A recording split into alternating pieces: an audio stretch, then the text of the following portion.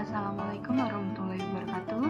Perkenalkan, kami dari kelompok 3 ingin menjelaskan tentang tipe-tipe dari PLTF. Apa itu PLTF? PLTF merupakan perancangan letak tata fasilitas di dalam suatu pabrik. Berikut penjelasannya.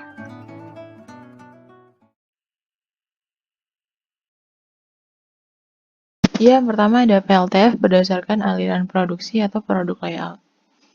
Nah, produk layout ini menurut Wigjo Subrata, jika suatu produk secara khusus memproduksi suatu macam produk atau kelompok produk dalam jumlah besar dan waktu produksi yang lama, maka semua fasilitas produksi dari pabrik tersebut diatur sedemikian rupa sehingga proses produksi dapat berlangsung seefisien mungkin. Nah, dengan tata letak berdasarkan aliran produksi seperti gambar di samping ini, maka mesin dan fasilitas produksi lainnya akan diatur menurut prinsip mesin sesudah mesin atau prosesnya selalu berurutan sesuai dengan aliran proses, tidak peduli macam mesin yang dipergunakan. Nah, dalam produk layout ini, mesin-mesin atau alat bantu disusun menurut urutan proses dari suatu produk. Produk-produk bergerak secara terus-menerus dalam satu garis perakitan. Produk layout akan digunakan bila produksi cukup tinggi dan variasi produk tidak banyak dan tidak sesuai untuk produksi yang kontinu. Nah, tujuannya itu apa? Untuk mengurangi proses pemindahan bahan dan memudahkan pengawasan di dalam aktivitas produksi sehingga pada akhirnya terjadi penghematan biaya. Nah, lalu ada karakteristik tata letak produk.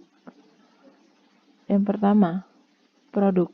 Tata letak disusun dan disesuaikan untuk memproduksi suatu produk yang bersifat standar dan jumlah besar pada kecepatan produksi yang stabil. Lalu ada pola aliran bahan, yaitu garis lurus. Tiap jenis produk memiliki urutan operasi standar. Lalu ada keterampilan tenaga kerja. Yang dimaksud itu adalah perlu keterampilan khusus yang mampu melaksanakan kerja yang bersifat rutin dan berulang. Lalu ada persediaan, yaitu bahan baku dan WIP yang bersifat high turnover. Lalu ada penggunaan ruang yang harus efisien, output produk per unit luas ruang tinggi. Lalu ada penanganan bahan, aliran bahan dapat diprediksi sistematis dan seringkali otomatis.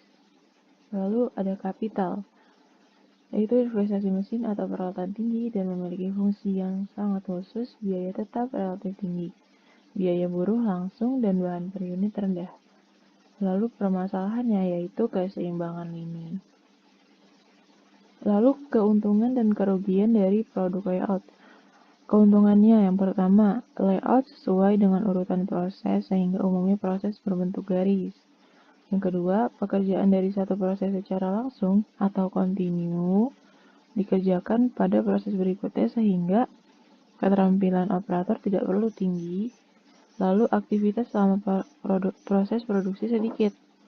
Nah, kalau kerugiannya, yang pertama, kerusakan pada satu mesin akan mengakibatkan terhentinya proses produksi. Yang kedua, layout ditentukan oleh produk yang diproses. Perubahan desain produk membutuhkan re-layout.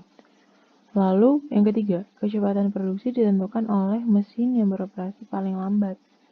Yang keempat, membutuhkan investasi yang tinggi. Assalamualaikum warahmatullahi wabarakatuh. Perkenalkan, nama saya Filza Kamila. Saya akan melanjutkan materi selanjutnya, yaitu perancangan tata letak fasilitas berdasarkan lokasi material tetap atau fixed material layout. Nah, menurut ahli, fixed material layout, tata letak fasilitas berdasarkan proses tetap, material atau komponen produk utama akan tetap pada posisi lokasinya. Sedangkan fasilitas produksi seperti alat, mesin, manusia, serta komponen-komponen kecil lainnya akan bergerak menuju lokasi material atau komponen produk utama tersebut.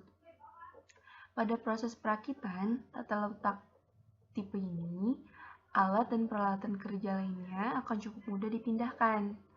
Nah, ini di sebelah kanan ada gambar tentang tata letak fasilitas berdasarkan lokasi material tetap. Ini sumbernya dari Wingjo Broto 2009. Nah, pada fixed position layout, peralatan yang digunakan adalah peralatan sewa, karena peralatan hanya digunakan pada waktu tertentu dan dalam jangka waktu yang pendek. Pekerja yang dibutuhkan pun merupakan pekerja dengan skill yang tinggi, karena mereka diharuskan untuk melakukan operasi khusus. Sehingga apabila dilihat pada cost yang dikeluarkan, fixed position memiliki fixed cost rendah, namun variabel cost-nya tinggi, karena tingginya labor cost dan menyewa serta memindahkan peralatan. Fixed position layout biasanya digunakan pada proyek dengan objek yang sangat besar, berat, serta sangat berisiko rusak bila terjatuh. Contohnya itu rumah, kapal, pesawat, dan lain-lain. Karakteristik tata letak position tetap itu ada 5. Yang pertama itu ada 1. Ukuran lotnya kecil. 2. Tenaga kerja dengan keterampilan tinggi dan khusus. 3. Mesin yang digunakan bersifat umum. 4. Hanya ada satu atau beberapa produk dalam suatu item. 5. Biaya pemindahan komponen utama sangat tinggi. Selanjutnya itu ada kelebihan dan kekurangan tipe tata letak fixed material layout ini. Dari pengertiannya, tipe tata letak tetap merupakan tata letak di mana mesin-mesin dikelompokkan dalam satu kelompok yang tidak selalu digunakan dalam urutan yang sama. Nah, dari pengertian tersebut terdapat kelebihan dan kekurangannya. Yang pertama itu kelebihannya berkurangnya gerakan material. Kekurangannya gerakan personal dan peralatan yang tinggi. Yang kedua, kelebihan adanya kesempatan untuk melakukan pengkayaan tugas. Yang kedua, kekurangannya dapat terjadi duplikasi mesin dan peralatan. Yang ketiga, kelebihannya sangat fleksibel, dapat mengakomodasi perubahan dalam desain produk, bauran produk maupun volume produksi. Kekurangan yang ketiga, ada memerlukan tenaga kerja yang berketerampilan tinggi. Kelebihan yang keempat, ada dapat memberikan kebanggaan pada pekerja karena dapat menyelesaikan seluruh pekerjaan. Kekurangan yang keempat, biasanya memerlukan ruang yang besar, serta persediaan barang dalam proses yang tinggi. Kekurangan yang terakhir, ada memerlukan koordinasi dalam penjadwalan produksi. Sekian dari penjelasan tentang tata letak fixed material layout.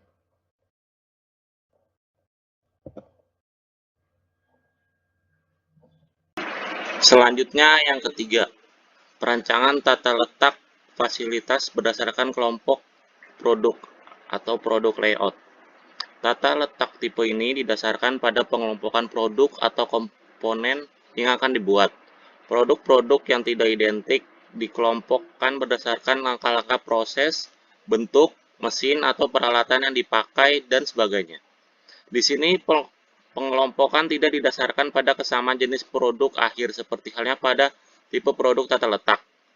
Pada tipe kelompok produk, mesin-mesin atau fasilitas produksi nantinya juga akan dikelompokkan dan ditempatkan dalam sebuah manufacturing cell. Karena di sini setiap kelompok produk akan memiliki urutan proses yang sama, maka akan menghasilkan tingkat efisien yang tinggi dalam proses manufakturingnya. Efisiensi tinggi tersebut akan dicapai sebagai konsekuensi pengaturan fasilitas produksi secara kelompok atau sel yang menjamin kelancaran aliran kerja. Nah, yang di samping ini adalah gambar tata letak fasilitas berdasarkan kelompok produk. Selanjutnya ada kelebihan dan kekurangan tata letak produk layout ini adalah yang pertama kelebihannya itu aliran material yang simpel dan langsung. Terus persediaan barang dalam proses yang rendah, total waktu produksi per unitnya itu rendah, tidak memerlukan skill tenaga kerja yang tinggi, pengawasan produksi yang lebih mudah, dapat menggunakan mesin khusus atau otomatis, dapat menggunakan ban berjalan karena aliran material sudah tertentu. Terus kekurangannya, kerusakan pada sebuah mesin dapat menghentikan produksi. Perubahan desain produk dapat mengakibatkan efektifnya tata letak yang bersangkutan. Biasanya memerlukan investasi mesin atau peralatan yang besar. Terus yang terakhir, kekurangannya karena sifat pekerjaannya yang monoton dapat mengakibatkan kebosanan. Tata letak fasilitas berdasarkan fungsi atau macam proses fungsional atau proses layout merupakan metode pengaturan yang penempatan segala mesin, peralatan, produksi yang memiliki tipe jenis sama ke dalam satu atau fungsi kerjanya. Tata letak ini cocok untuk produksi produk dengan variasi produknya yang lebih tinggi dan volume produksinya rendah. Mesin-mesin ini tidak dikhususkan untuk produk tertentu, melainkan dapat digunakan untuk berbagai jenis produk. Model ini cocok untuk discrete production and bila proses produksi tidak baku, yaitu jika perusahaan membuat jenis produk yang berbeda. Jenis tata letak proses dijumpai pada bengkel-bengkel, rumah sakit, universitas, atau perkantoran. Berikut adalah contoh gambar dari tipe proses layout. Dari gudang bahan baku, mesin bubut, mesin porota, mesin gerinda,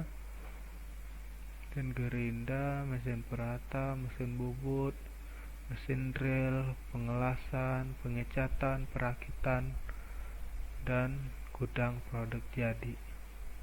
Seperti inilah mesin bubut, mesin drill, mesin bubut, pengelasan, pengecatan, perakitan, dan gudang produk jadi. Kelebihan dan kekurangan dari tata letak tipe ini adalah: kelebihan pertama,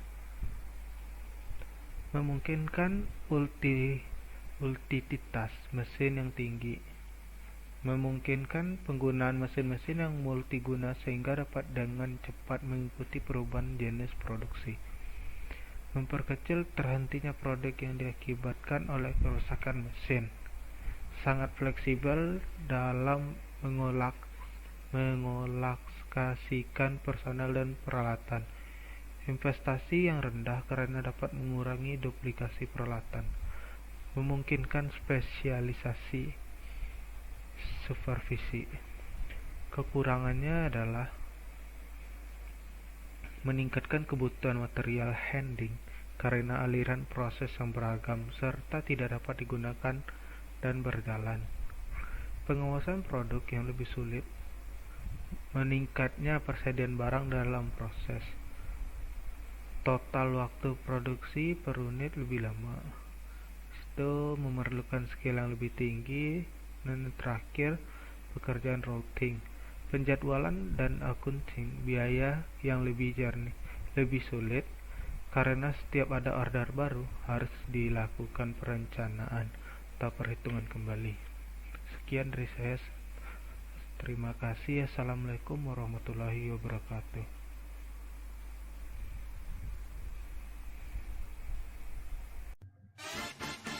Nah, itu semua presentasi yang telah disampaikan oleh kelompok kami. Terima kasih telah menyimak presentasi dari kami.